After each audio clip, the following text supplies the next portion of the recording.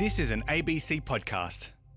Melissa Redsell was 16 years old and starting year 12 when her GP congratulated her. She was going to have a baby. When Mel went to her parents with the news that she was pregnant, they told her she'd ruined her life. At school, the principal warned her not to expect any special treatment. Mel finished school when she was 7 months pregnant, and a little while later, her beautiful baby girl, Brianna, was born. Mel was living in a share house, and while all her friends were out partying, she was in the thick of sleepless nights and nappy changes. It felt like the world had given up on her.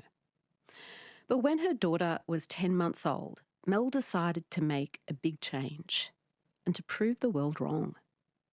Earlier this year, she and Brianna, now all grown up, travelled to Canberra together because Mel was named 2023 Queensland Australian of the Year Local Hero in recognition of the work she does with her charity, A Brave Life. Hi, Mel.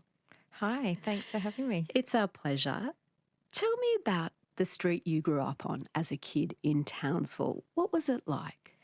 It was a typical street with lots of kids playing in the street, I guess. I love the street that I grew up on because everybody sort of knew everybody. We could stand on our balconies and call each other's names. Really? And that's how you'd meet up with your mates? Yeah, well, we didn't have mobile phones back then. And, the telephone was on the wall. But, yeah, we had this big veranda at the front of my house and we were sort of in a crescent and, you just sort of stand on the balcony and you'd call out to your friends and it was so much fun because you could just sort of ride up and down. We would spend hours riding our bikes up and down the street and to the local shops.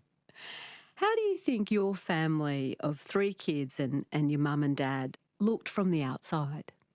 We looked like a very typical family. I had 2 siblings, so 3 kids, parents, we had a dog. Yeah, we just looked like an everyday family. And what was going on behind the scenes? Yeah, so I grew up in a really dysfunctional family. I didn't know what it was until like years later, until I was a lot older, but it was very dysfunctional. There was, a lot of chaos in the house. Things would get broken. If there wasn't chaos, there was a lot of silence. And, I don't really remember, I was a happy kid in general, I guess, just being a kid. But I always knew that something wasn't quite right. So as a kid, were you seeing violence at home between your mum and dad? Not so much the physical violence to each other, but there was a lot of, emotional stuff going on and things being broken. So, yeah, and looking back now as an adult, obviously I grew up in a home with domestic violence, but not knowing at the time what that actually was. Just feeling that tension and stress in the air. Oh, constant tension, constant stress. I don't remember being on family holidays that were ever happy and things that something didn't go on and then, the family holidays were abruptly ended and stuff like that. What did your mum tell you one night, wake you up and tell you? I can't remember exactly what age I was. I would have probably been under the age of 10 maybe. But I remember being woken up in the middle of the night saying, we have to go, like we just have to go. And being told to gather some of my stuff. I was a kid that liked to have everything neat and tidy, and I loved little figurines and all my toys and have them lined up. And I remember trying to grab what I could, and yeah, we ended up in a safe house. And what was that like? Yeah, it was really traumatic. Like I just remember thinking, why are we here? And what are we doing here? Like, I don't understand this. And just being in this foreign place and it wasn't very nice and wanting to get back home to my house. I grew up in the same home. I lived in the same home since I was born and I just wanted to go home. And what about the day that your mum left the marriage for good? What do you remember about that? I remember that, I remember that day very clearly, like, packing up the house and my dad not being there, and it was sort of like, quickly we have to get this done. We have to get out of the house. And and thinking, oh my gosh, I just couldn't even understand what was going on. And I think my little brain was like, I don't want to go. I want to stay. This is my house. But knowing that, I guess we had to go. So, but when I think you're a child, or you're 10, you're 12, or even younger, you don't actually have the comprehension of what's actually going on with your parents other than knowing something's really not right. How important was your own space, your bedroom, to you in the midst of all that kind of quite chaotic family life? Like I said, I love my bedroom with all my toys and it was like a lilac coloured purple on the walls. And I was really fortunate that being the only girl, I didn't have to share a bedroom. So that's even a bonus. Like my brothers, I have two younger brothers and they had to share and just I loved my room and I guess for me it was that sanctuary, like I could go into my room and know this was my space. So and growing up in a home, where you'd been born and then grew up in it and then having to leave it was really hard. And leaving your friends in the street, like I said, we spent a lot of time riding our bikes and playing with our friends. After your parents had split up, did you still see your dad?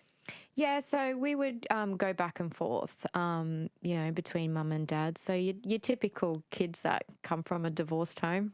Did they seem happier after they separated? If it hadn't been a good marriage, sometimes the next phase feels better for the kids.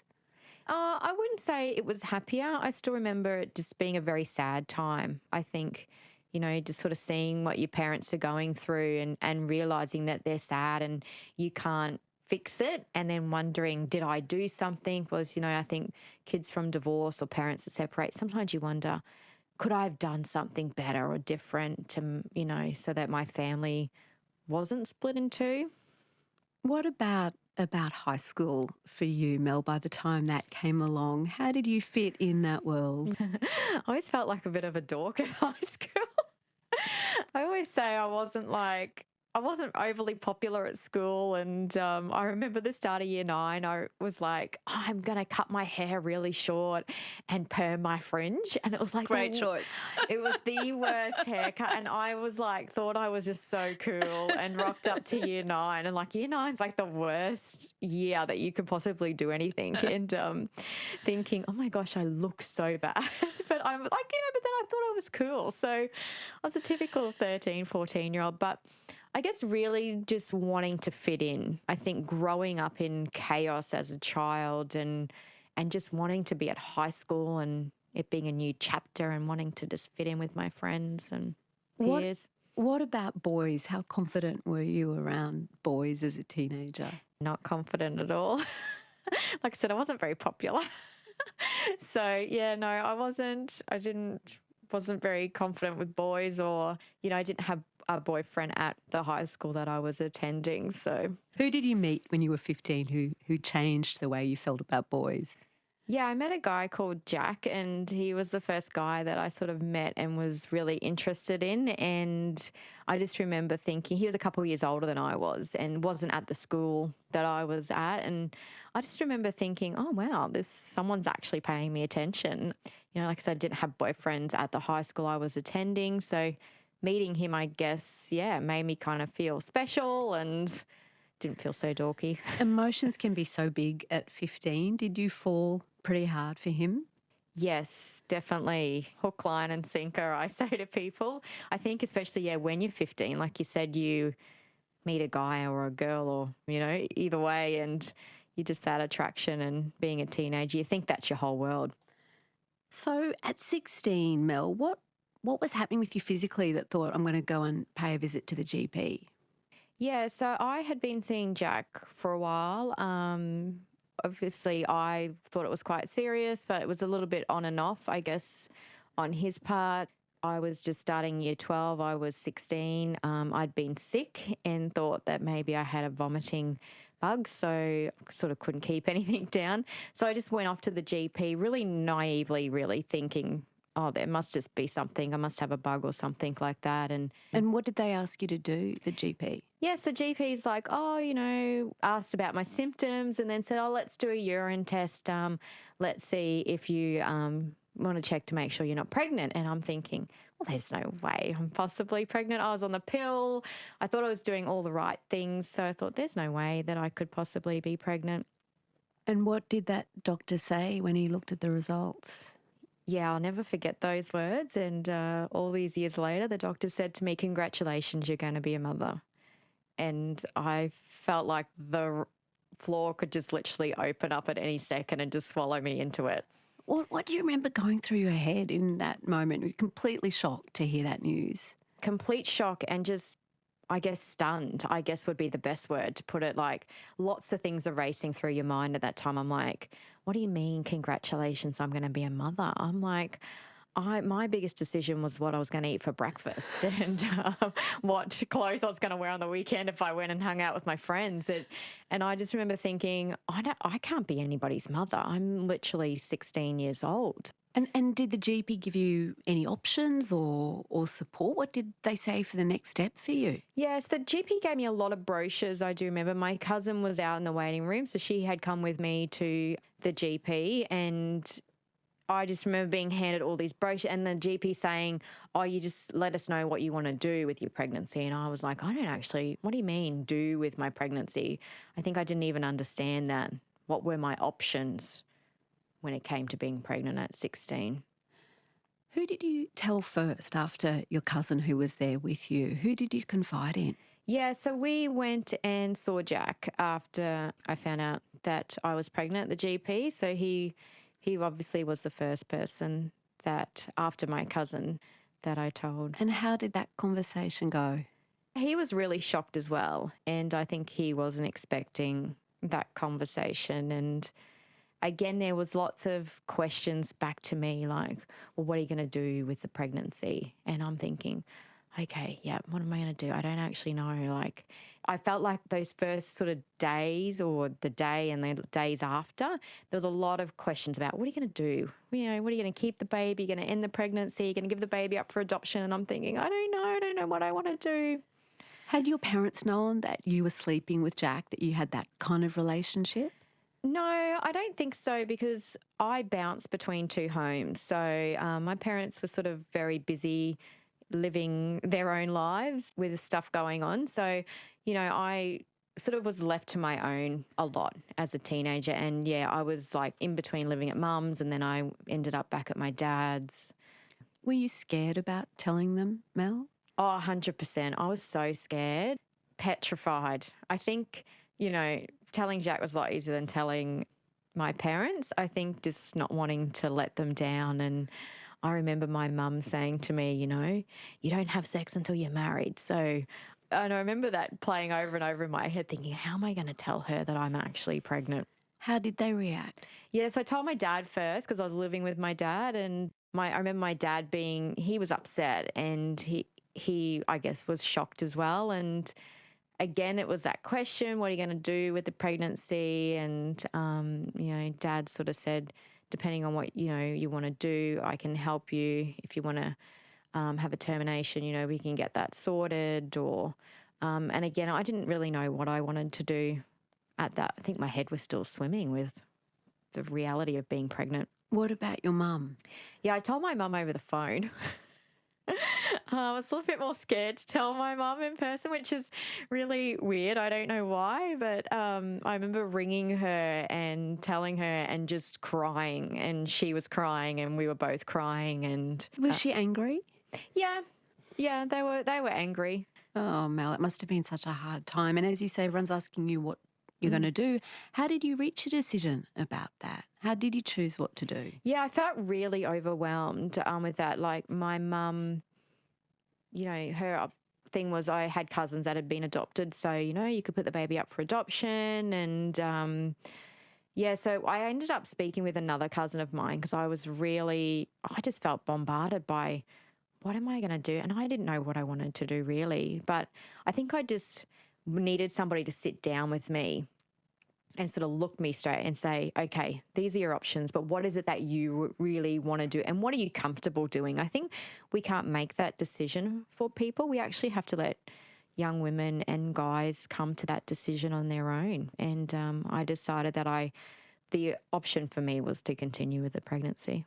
Do you remember the moment that you decided that? Was it a a realization, or how did you come to that momentous decision? Yeah, that I do remember that. And I do remember talking with my cousin, and she just said, what is it that you really want to do? Regardless of what everyone's saying that you should do, what is it that you really want to do? And yeah, that's when I went, yeah, I think for me, the best option is to continue with the pregnancy. So you were living, as you say, between your mum's place and she had a new relationship and your dad's place. Where did your mum suggest that you might stay during the rest of your pregnancy? So I was living with my dad, and it was my dad travelled a lot for work, and I had two younger brothers there, and I was trying to finish high school, like I was in year 12. I had really bad morning sickness and feeling really overwhelmed trying to complete school, be pregnant, go to appointments, and I wanted to go back home to mum's because I thought, well, maybe it'll be quieter there, like at least I can get a bit of a break. And yeah, I don't think that was the greatest option on that side. So there was a suggestion that I go and live at a home for teen mums. This sounds like something out of 1950s Ireland, Mel. I didn't know places like that existed in the 1990s. Did you go and check it out? Yeah. And what was it like? Yeah, I didn't even know it existed either. I couldn't tell you the name of the place. I just remember being taken there to see this place. And it was a long way from my high school. So in my head, I'm thinking, well, how am I going to get there? I don't have a license. I'm not driving. I don't have a car. Who's going to take me to school? I think you did school, like you must have done some education there. It was a little bit out of town, and it was a home, in it was a home with other pregnant teenage girls and mothers. And I remember thinking and walking in going, I'm not staying here. There's just no way I'm going to live here. I said to Mum, I'll just stay at Dad's because that would be the easier option. And there's no way I was going to live in a home for pregnant teens. So, as you say, you're doing grade 12. How did your classmates find out that you were pregnant? Bit of a funny story. Obviously, my closest friends knew that I was pregnant, and yeah, I remember being in biology, funniest of all subjects, and some boys were teasing me about being sick and stuff like that. And I don't even remember exactly what sort of, we must have just been talking or they were saying stuff, and I said something about, I'm pregnant, I think, because I had to keep leaving class to go vomit because of the morning sickness. And I'm thinking, people must think I have a problem with going to the bathroom. And I blurted out, and I didn't want to because I wasn't obviously showing much. And yeah, I just remember them laughing, going, there's no way you could be pregnant. You don't even have a boyfriend at the school. And I just remember being really embarrassed, of turning bright red. What about the leaders of the school, the principal? Didn't take long before word spread that I was pregnant. It's a little bit like a fire. Spreads really, really quickly if someone's pregnant at school. And I remember being called into the principal's office and being really nervous about, I'd never been into the principal's office. I wasn't a kid that got in trouble at school or did anything bad at school. And I just remember him saying to me, you're not going to get any special treatment because you're pregnant. Well, no support from us, basically. Yeah, like you have to turn your assignments in. You're going to have to do your schoolwork. It was like, and he didn't say it, but, it's that notion. You've got yourself in this situation, and so don't think you're going to, get any special treatment. That's Such a pressure on a teenager. Did you consider dropping out? Oh, plenty of times. I remember there were mornings where because I had morning sickness the whole pregnancy, and I remember being so sick and thinking, I don't think I can go to school and do this. But I think for me, school was a bit of a safe space, even though I had that, stuff with the principal and my friends. For me, it was a routine. I knew where I was going every day. So I think when you grow up in a lot of chaos, when you've got something sort of stable going on, that's where I would go, and I knew I had friends there. There's all the logistics of managing your body when you're pregnant as well. Like, what happened with your uniform as the baby grew?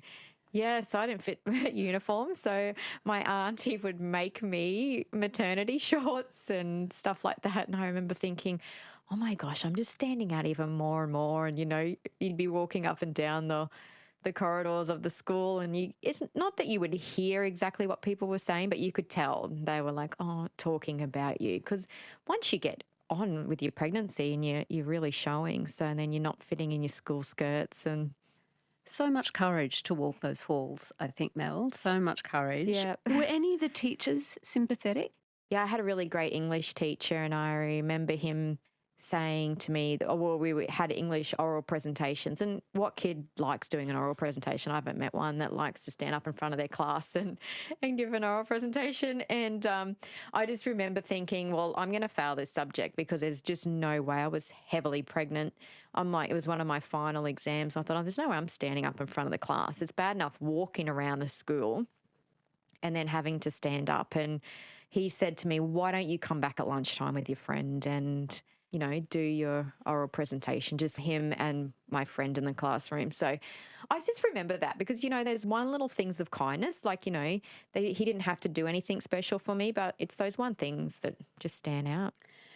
What about the other milestones that happen in high school, like your formal? Did you get to go to your formal? Yeah, I did go to my formal and that was one thing I struggled with when I found I was pregnant because I think most girls are thinking about their formal in year 12 and the guys, like you're just thinking about that end of year celebration. And as a girl, you think about what dress am I going to wear? And, I wanted a bright red dress that was really fitted and had in my head a vision of what my formal dress would look like. Well, my formal dress looked nothing like it. My auntie made it again.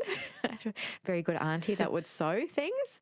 And it just not being anything like what I wanted. And I was worried that no one would take me to the formal because I'm like, well, who's going to ask a pregnant girl? And there was one really nice boy in my school and he asked me, and I just remember going to his house and his mum taking photos of us and it was no big deal that I was pregnant. So it's those little things that really... You were still a normal person. You were still a person, just 100%. Who was pregnant. Yep. You did manage to graduate. Congratulations. Thank you. When you were 7 months pregnant. Tell me about the ceremony. Yeah, the ceremony is really, really funny. Again, I remember thinking, oh my gosh, I have to walk up and across the stage and receive my high school certificate. And I had on this, I was heavily pregnant and another dress that made me feel like I was wearing a tent. And we had to tell them before we went up there what we wanted to do when we finished high school. And I actually had no idea. I thought, oh, well, I'll probably go to uni or go to work or do something. I wasn't the kid that sort of was like, oh, this is what I want to do well, I suppose maybe I thought about stuff, but then when I fell pregnant, that all sort of went out the window. And I had said, oh, maybe I'll be at work in childcare. And I just remember walking up on stage and they said, Melissa's going to go work in childcare. And the whole room erupting in laughter because I'm like, okay, what have I missed? And then I put the two and two together. I'm like, okay, well, that just sounds really bad, doesn't it? You say it's funny, a funny story, but God, that must have been awful. Yeah, I couldn't wait to go off that stage. And I remember the principal handing me my high school certificate and I felt like saying, well, see, I didn't really need any special treatment. How prepared were you for what labour would be like once those 9 months came around? Yeah, I don't think anything can prepare you for labour.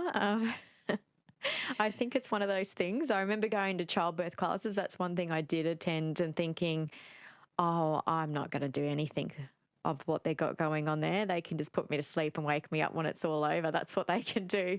But yeah, I remember when I first went into labour thinking, I'm just dying here. I'm literally not going to make it. This can't be what's meant to happen. No.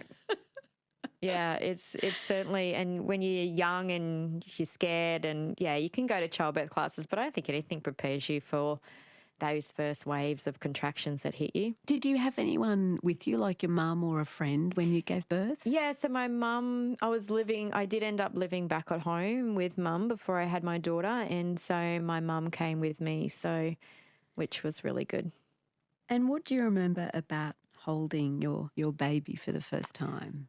I was really fortunate. I had a really quick labour. I had a 4-hour labour, which is amazing looking back now. And I remember begging for an epidural and they were like, no, the doctor's busy, you're just going to have to wait. And before I knew it, Brianna was here and it was just, I remember looking at this baby thinking, oh my gosh, now what do I do with her? And thinking she's so gorgeous, but I was like, oh my gosh, what, like now this is the actual reality when they hand you this baby and they give it to you and you are solely responsible for it. You're listening to Conversations with Sarah Konoski. Hear more conversations anytime on the ABC Listen app. Or go to abc.net.au/conversations.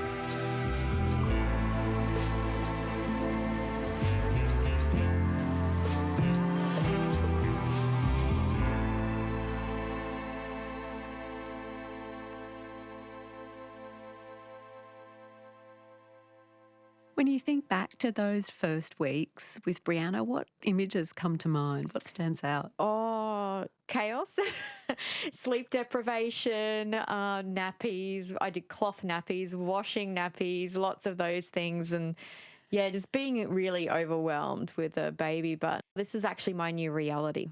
Were there people around to help? Like, was Jack on the scene at that point? No, so Jack and I had a really unhealthy relationship. I think when you go from growing up in a home that's quite dysfunctional, I ended up in a very unhealthy relationship with him. So he wasn't around. I think from when I was sort of mid-pregnant, it just wasn't sort of healthy for me to be in a relationship with him at that time. So, what about support from other family? I mean, I guess people come and visit at the hospital, they're excited to meet a new baby. Does that translate to help at home with washing and cooking and all of that stuff? No. So, yeah, everyone wants to meet the baby when you're at the hospital. Like, it was like a novelty. I remember all my school friends coming and getting lots of flowers and presents and cards. And then you go home and you're like left with this newborn baby. And my mum worked full time, so she could do what she could at the time. And just sort of being left at home and thinking, wow, I'm like, this is very different to, I guess, the life I had imagined. But at the same time, I had to remind myself that this was the choice that I had made. Why did you decide to move out when Brianna was just 6 weeks or so, given how overwhelming it was to be a single mum? My mum had remarried and it wasn't sort of a comfortable environment for me to be in any longer. So I wanted to move out and decided that that would be best for Brianna and I, and moved in with some friends. So I had a girlfriend from school move in with me and another girlfriend later on. So yeah, living at the age of 17 with a 6-week-old baby with friends. How did you furnish your place? Yeah, it's really funny. We had an outdoor table for our kitchen table, a dining table. I still remember that outdoor dining table, and a 2-seater couch, and thinking, oh, wow, we've made it. We've got some furniture and, you know, our basic essentials like a bed and a cot and But I guess that the friends you were living with were living that more typical teenage life of going out, having finished school, you know, being young, being free. That must have been hard to watch for you.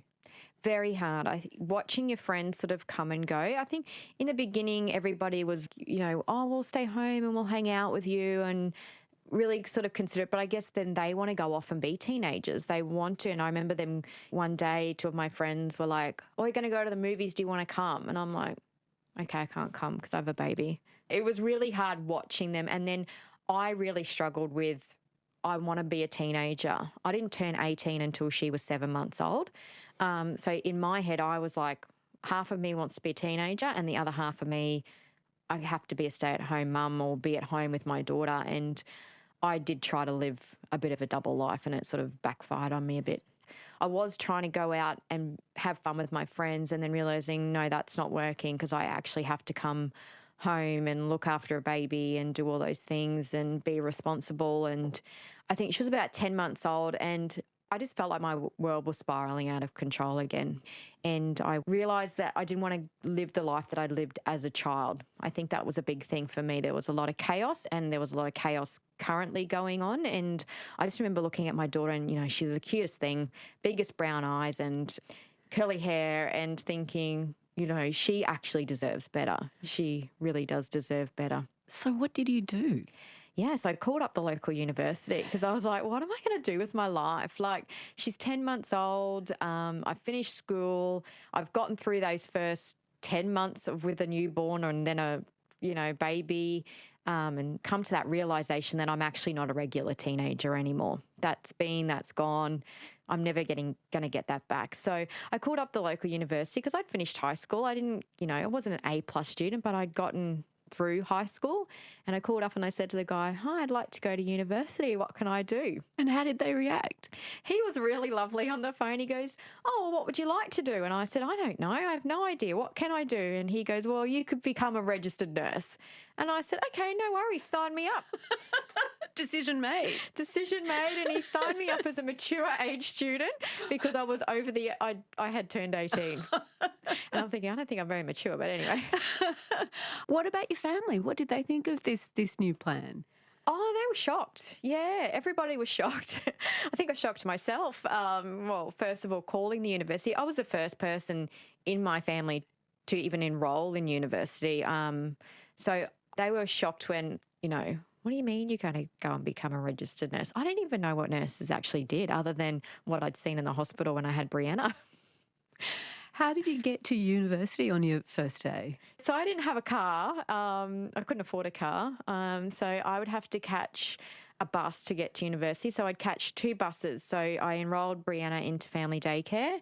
I was living at a home, living with friends. My parents were busy with their jobs and lives. And so I had to catch buses to get to university. And how big an adjustment was the study? As you say, your family hadn't gone to university. Were you prepared for the sort of work that you had to do?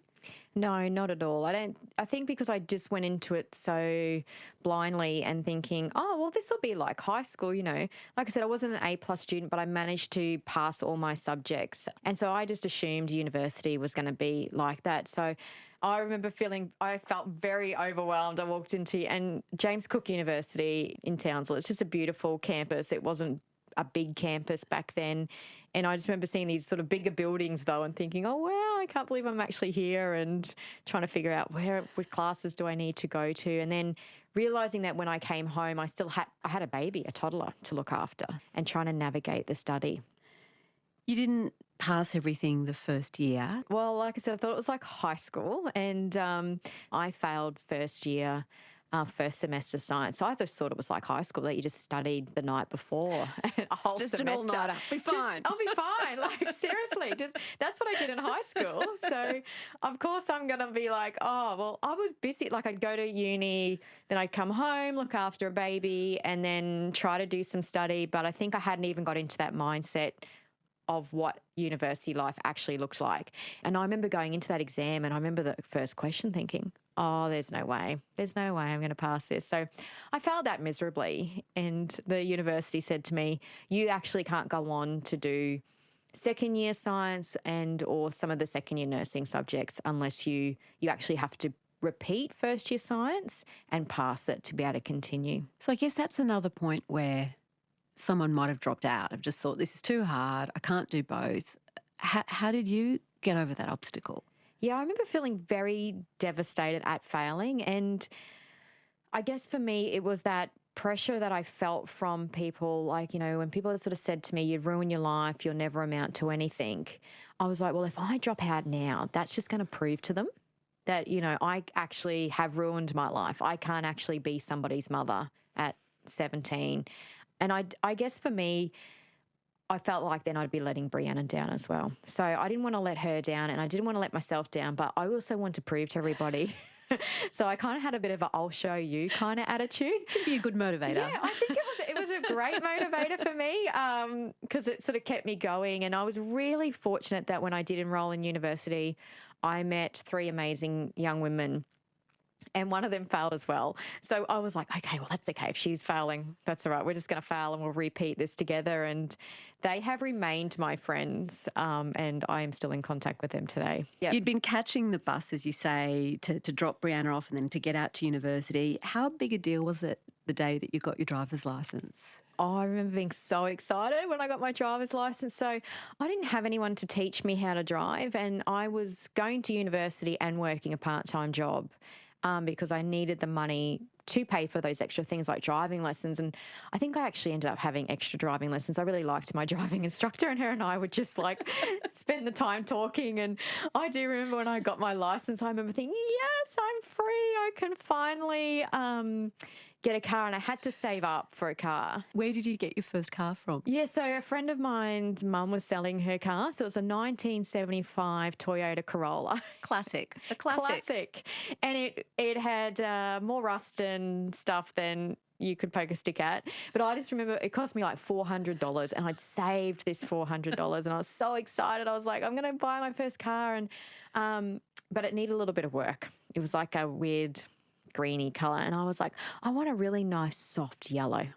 Anyway, a friend painted it, and let's just say it was not a soft yellow. It was safety yellow, like the road signs. It was the brightest. I don't even know how I say it looks like the roadwork safety signs. That's the yellow it was. So people definitely saw you coming. Yeah, I never lost my car in the car park at university. So, and all my friends would drive up in their nice little cars, and I'd have my canary yellow 1975 Corolla. But I was so proud of it because for me, having that car, it meant freedom. And I didn't have to catch buses, and I could drive to university, and I could go to my part-time job, and Brianna and I could go wherever we wanted. So you had so much going on in your life, Mel, like the study and being a mum and your work. Was dating on your radar at all? Not initially, no, because I was like, who's going to want to date a single teenage mother? You kind of have this perception when people say stuff to you, am I somehow broken, not good enough? And so, yeah, I just didn't think. And I think being in a previous unhealthy relationship, I was a little bit nervous about that, and obviously having my daughter, I didn't want to expose her to anything, but I did meet a nice guy through friends. Tell me about James. Yeah, so I met James. I was moving house, so I had moved out from the friends I'd been living with, and a friend of mine had come over with some friends to help us move, and I remember seeing James and thinking, oh, he looks really nice, and we joke about this today. James and another guy carried my fridge down the flight of stairs. I lived upstairs, and didn't take any of the food out of the fridge, and eggs and stuff were flying around. And we still laugh about that, all these years later, about how who doesn't take the food out of a fridge when you move it? But I suppose back then we were all probably like 19 years old. And but yeah, I met James, and James was just a guy that was very different to what I'd known, what I'd grown up with, what I'd been in a previous relationship with, and just a really nice guy. Was it a big decision for him, do you think, to get involved with you, given that, you were a package deal, you had Brianna as well? Yeah, 100%, because James was the same age as I was. So I think we met when I was 19. So Brianna was about a year and a half old, and it was a huge decision for him because he probably hadn't thought, I'm going to meet a girl who's got a child and take on that role of being a parent. So I think when you are a single parent, it's a big decision to let people into your world, but it's also a big decision for them too. But I guess I was just really lucky when I met James, and we've been married for 25 years this year. Was Brianna a part of the wedding day? She was, and she was so gorgeous. Yeah, she had a beautiful little dress on, and after the ceremony, James got down off the stage where we got married, and also put a ring on Brianna's finger. So we got married when she was 3, and she has got the biggest grin on her face when you look at photos of her from our wedding day. You were finishing your nursing degree, Mel. What kind of setting did you want to work in? What part of nursing really drew you in? I really initially didn't know, because I didn't even really, when I signed up to university, I actually really had no idea what registered nurses did, that there were like different fields that you could actually work in. And you soon learn very quickly what areas you do and do not want to work in, because they do put you through a lot of placements whilst you're at university. I remember my last placement was in the emergency department, and I loved it. At Townsville General Hospital, it was, a big tertiary emergency department, and I loved how busy it was and the people coming and going. And I'm thinking, yes, this is an area that I would love to work in. And I remember saying to the preceptor I had at the time, I'd really like to work here. And she said to me, oh, there's no way, Melissa, you will get a position here. She goes, we don't take new graduates straight from university. So another time when someone said to you, no way, what happened? I applied. I was like, okay, well, I'll just put my application in. And then I got that call. It was late in, I think all my friends had already been offered positions. And I remember them ringing me up and saying, we actually would like to take you on. And they said to me, you are the third person in 10 years that we've only taken straight from university. How did it feel that first shift? It was amazing. Yeah, I loved it. I loved emergency nursing. A few years after that, though, you shifted specialties. What did you decide to do after emergency nursing? Yeah, so we moved from Townsville to Brisbane, and I was still working as an emergency nurse. And James and I obviously got married whilst I was in my last year of university. And then a few years after that, we had our son, Ben. And really in the back of my mind, I just remember when I was pregnant with Brianna and just being in that hospital and having the midwives sort of make sort of comments to me like, now, this is your baby. It's not your mum's responsibility. And, you know, you have to take care of her. And again, feeling that judgment. Why are they talking to me like this? I understand I'm young. You don't have to keep pointing it out. So when we moved to Brisbane, I decided that, you know what, I'm going to become a midwife. So off to university I went. More than 20 years after you'd left high school, what took you back to your old school in Townsville? I had been doing some volunteer work with just some youth groups and organisations. I think I really wanted to give back to the community, and so had started volunteering, and I ended up back in Townsville to help out with this guest speaker that had come from America. He was a motivational speaker and worked with kids, you know, that had been involved with drugs and alcohol and all those kind of things. And yeah, I ended up back at my high school, and it was so random. It was like 2015. And what was it like walking through the gates of that school? What came up for you? oh, it was so emotional. I actually had no idea like that I would be that emotional, because it had been a long time since I'd left. And walking back in, and I was a little bit oblivious, I think, first to, oh, we're going to my school. This is really cool. And I can't wait to go check it out. But then I remember walking through the school and I started to tear up, and I'm going past the tuck shop where I'd go to get my sausage roll and my chocolate milk when I was pregnant, and where I would sit and they would play basketball. And I just remember crying and thinking, and tears are welling up in my eyes. And I'm thinking, oh my gosh, I can't believe I left this school pregnant. And I'm coming back. I'm coming back, and I'm a registered nurse and a midwife and married and have 3 kids, and I'd come a long way.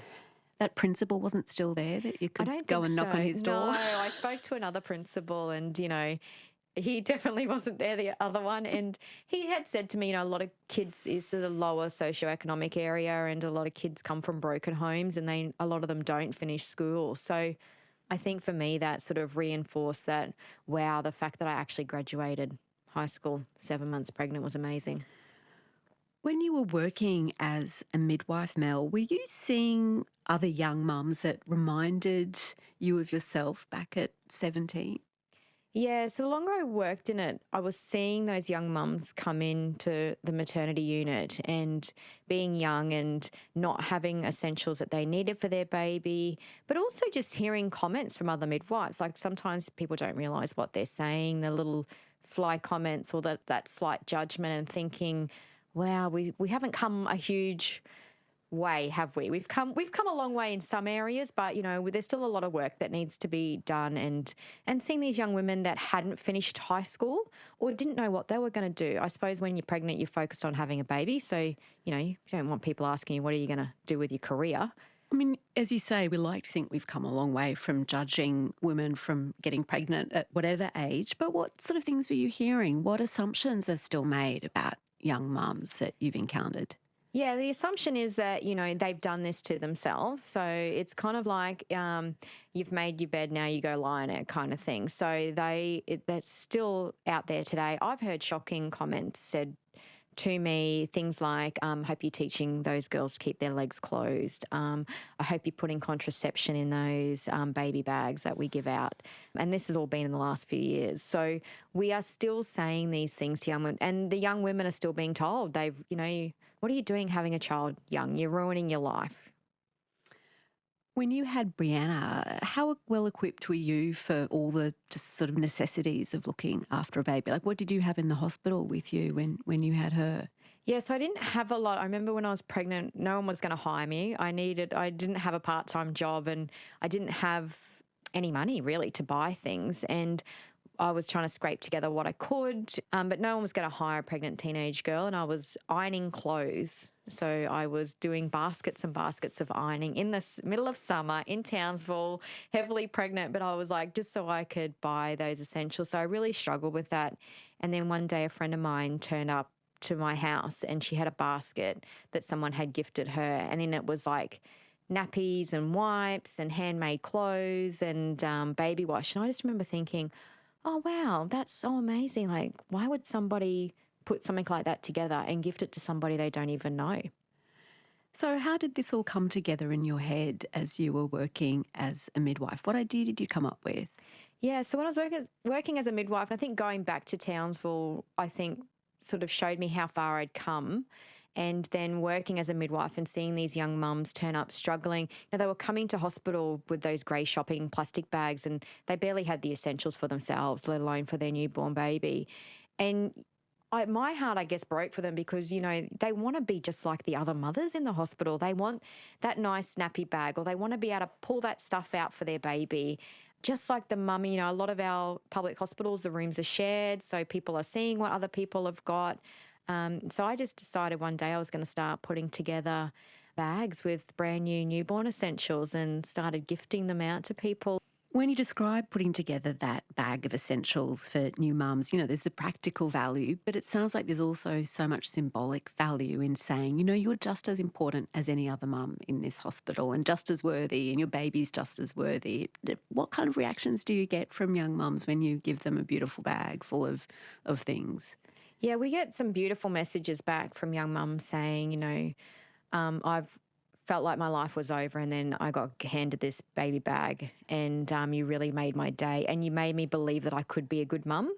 And we just want to instill that sense of self-worth back into them to say, hey, you know what? We don't know your story. We don't know what you're going through, but we're just going to give you this so that you know that there are people out there that are championing you along. And yeah, just so that they feel valued and cared for. A lot of the times we don't see the women that get the bags. We work with social workers, young parent program coordinators, maternity hospitals. So we gift them via them so that they go directly to young mums in need. Also, too, I was so passionate about education. Education literally changed the trajectory of my future. If I had not finished high school and then gone on to university to become a registered nurse, I don't think I'd be where I am today. So education was so powerful in my life that I wanted to be able to use my story just to share what I'd gone through, that journey, what it looked like, what life could look like in the future. How did you come up with the title for this charity, A Brave Life? Yeah, I remember sitting with Brianna and when I said, I want to do something, and I didn't actually set out to start a charity, but I just want to start something with gifting the bags. And we were just talking and we both liked the word brave and life. And then we were like, you know what? We've actually had to live a brave life. We've lived it. I've lived it from a very young age, like from when I was young, growing up in a dysfunctional home. And so that's how the name A Brave Life came about, because we were like, well, this actually is really symbolic of actually our life, my life, Brianna's life. I had to be brave. I didn't actually have a choice. Tell me about the trip that the two of you made to Canberra a few weeks ago. Yeah, so it's actually so amazing to go to Canberra. I've never been to Canberra, so I was so excited. My kids have actually all been to Canberra because, you send your kids on their school trips and I'm like, I've never been to Canberra. And I was so excited to go. So winning the Queensland Australian of the Year Local Hero Award was absolutely amazing. Did not expect it and was so blown away when I was announced as the Queensland recipient. So then to be flown down to Canberra with Brianna to represent Queensland for the National Awards was so great. And I just felt like we'd come so far. I'm like, if you look back at our lives or you look back at pictures of where we've come from to where we are today, it's actually amazing. And how's she doing now?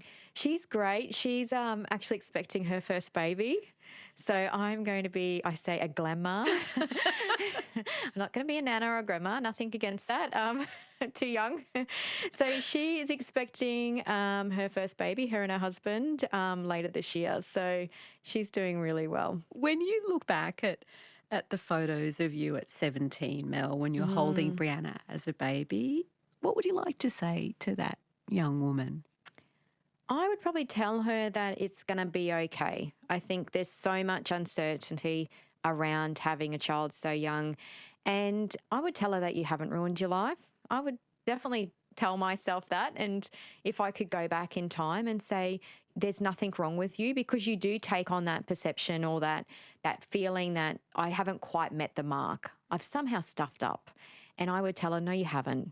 You know, just because you're pregnant, yes, your path looks very different to those around you, but you haven't ruined your life. And, you know, your life's not over, and you can go on to pursue all your dreams and your goals just like any other mother. And you actually have the same, I guess, determination and drive as other mothers. You want to see your children succeed in life, and you want to provide a great future for them. So, yeah, I would just go back and tell her it's all good. It's been really wonderful hearing your story. Thank you so much for being my guest on Conversations. Thank you for having me. Melissa Redsell was my guest on Conversations today, and Melissa was 2023 Queensland Australian of the Year Local Hero. And we'll put a link on the Conversations website to A Brave Life. That's the charity that Mel set up to help young mums. I'm Sarah Kanoski. Thanks for listening.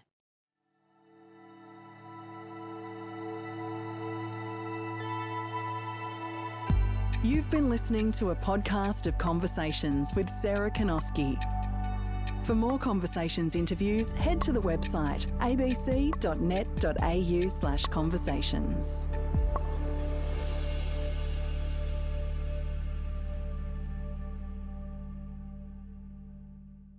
Discover more great ABC podcasts, live radio, and exclusives on the ABC Listen app.